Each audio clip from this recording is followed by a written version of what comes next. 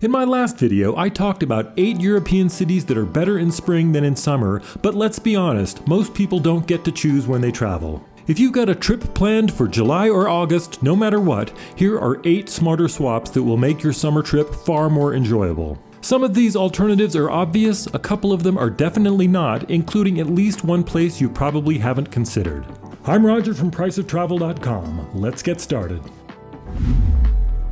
Paris is one of the most beautiful and fascinating cities in the world, and it absolutely deserves a spot on your Europe list. But in July and August, the compact tourist core gets so crowded that it can honestly stop being fun. The Louvre, the Eiffel Tower, and even the streets around Notre Dame can feel completely overwhelmed, and you can end up spending a surprising amount of time just waiting in lines or navigating dense crowds. If summer is your only option, believe it or not, London is a very smart alternative. Yes, London is popular too, but it's physically much more spread out.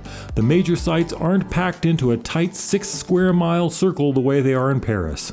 Instead of everything funneling into one dense historic core, London's attractions are scattered across a much larger area, from Westminster and the South Bank to Kensington, Camden, and Greenwich. I actually lived in London for a full summer, and I was surprised how manageable sightseeing felt.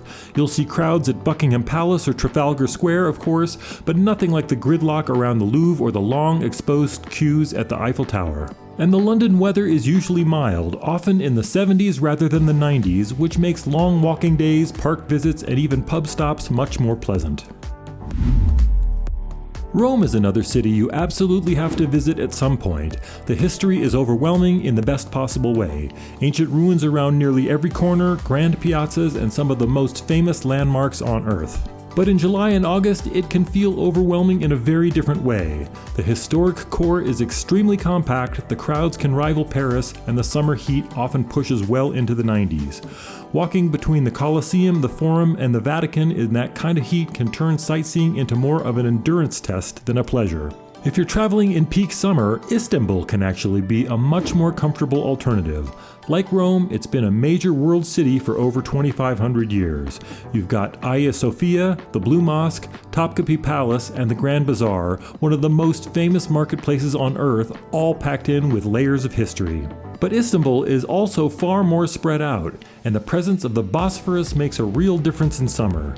Ferries crisscross the water, breezes come off the strait, and evenings feel lively rather than oppressive. It's also usually significantly cheaper than Rome for hotels and meals. You're still getting world-class history, just with more space, more air, and a lot less strain. Barcelona is an incredible city and one of the most exciting places in Europe. Gaudi's architecture alone makes it worth the trip. But if you've seen the recent news stories about locals protesting summer tourism, you know it's getting extremely crowded. And they're not wrong. The historic core, the narrow streets around the Gothic Quarter, and even Barcelona Beach simply weren't built for the peak numbers the city now sees in July and August. Add in the steady stream of cruise passengers, and parts of the city can feel stretched to their limit. If you want that same Mediterranean energy without the frustration, Valencia is a very smart alternative.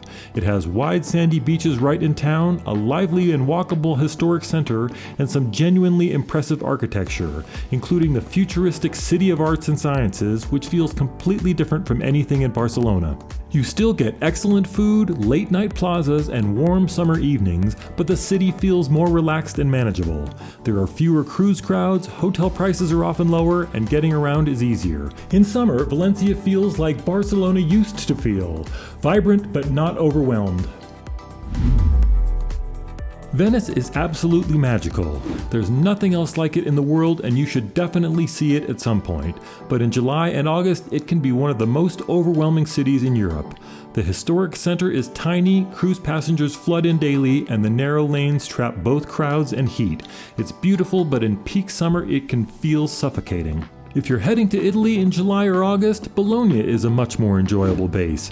It has a gorgeous medieval center, dramatic towers, and miles of covered porticos that provide real shade, which matters a lot more than you think in summer.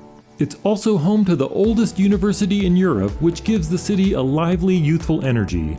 Bologna has a reputation in Italy for being a little more edgy and avant-garde, with great fashion and shopping, but the biggest difference is the food.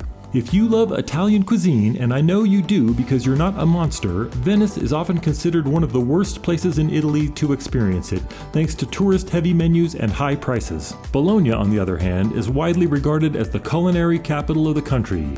In summer, that's not just a small upgrade, it's a major one. Prague is another city you absolutely should visit at some point. It's stunning, one of the most photogenic cities in Europe, but its popularity has exploded over the last couple of decades, and in July and August the compact historic core can feel completely overwhelmed. The Charles Bridge, the Old Town Square, and even the castle area can turn into a sea of tourists, especially by late morning when tour groups converge.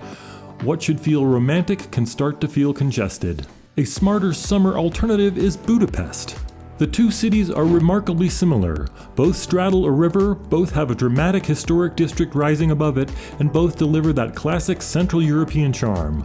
I once took a walking tour in Budapest where the guide told us she had helped a tourist find something on their map, only to realize they were using a map of Prague. That's how similar they feel. The difference is that Budapest handles summer much better. The city is physically larger, the main sites are more spread out between Buda and Pest, and the crowds are noticeably lighter. You also have thermal baths right in the city, which are perfect in warm weather, plus wide river promenades that give you space to breathe. It's typically cheaper for hotels and meals as well. You're getting a very similar experience, just with more room to enjoy it. Amsterdam is one of my favorite cities in the world. I've even lived there and it's fantastic, but it's also extremely popular year-round, and in July and August it can feel completely maxed out. I've had friends visit in peak summer and come back saying never again. The canals are narrow, the sidewalks are tight, and it doesn't take much for the historic core to feel overcrowded. If you love Amsterdam's water, bike culture, and design-forward vibe, head north in summer. Copenhagen and Stockholm are both outstanding alternatives, and honestly, you should visit both if you can. Copenhagen gives you waterfront energy, outdoor swimming areas, and a city that feels built for cycling and long summer evenings. Stockholm spreads across multiple islands with water everywhere and easy boat trips into the archipelago. And in both cities, the sun doesn't set until 10 p.m. or later, which makes summer feel endless in the best way. These days, they're often similar in price and sometimes even cheaper than Amsterdam. In peak summer, they simply feel more comfortable. Nice is a beautiful city, and the French Riviera has an undeniable allure, but if you're looking for a truly pleasant European beach experience in July or August, Nice isn't ideal. The beaches are pebbled rather than sandy, they're often overpacked, and summer prices reflect the fact that visiting the Riviera is almost a ritual for many Europeans. If you want a French beach town that actually feels relaxed in summer, look north to Normandy, specifically Deauville. It has a huge sandy beach, elegant Belle Epoque architecture, and noticeably milder summer temperatures. Deauville is also home to a famous racecourse that draws an upscale crowd during the summer season, but even then the beaches feel spacious and manageable. You still get classic French seaside charm, just without the Mediterranean crush. Lisbon is a little different from the others on this list. Yes, it's probably more comfortable in spring if you have the flexibility, but July and August there are still pretty enjoyable. The city is compact and popular, but the crowds usually aren't overwhelming in the same way as Venice or Prague. So instead of skipping Lisbon entirely, I'd suggest limiting your time there. Spend 2 or 3 days exploring the historic neighborhoods and maybe take a side trip to Sintra, then head south to the Algarve.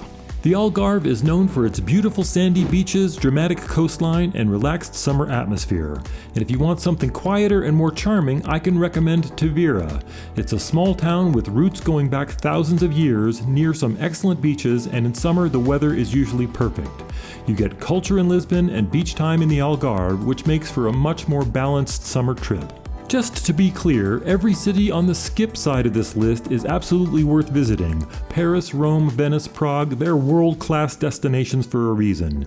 If you can visit in spring or autumn instead of peak summer, you'll probably have a better experience. But if July or August is your only window, a few smart swaps can make your trip far more enjoyable. I've put a companion article on priceoftravel.com that lays all of this out in one place so you can compare everything side by side. And if you do happen to have flexibility in your travel dates, you might find my Better in Spring video helpful. Either way, I'd love to hear your thoughts, especially if you visited any of these cities in summer. Thanks for watching, and I'll see you in the next one.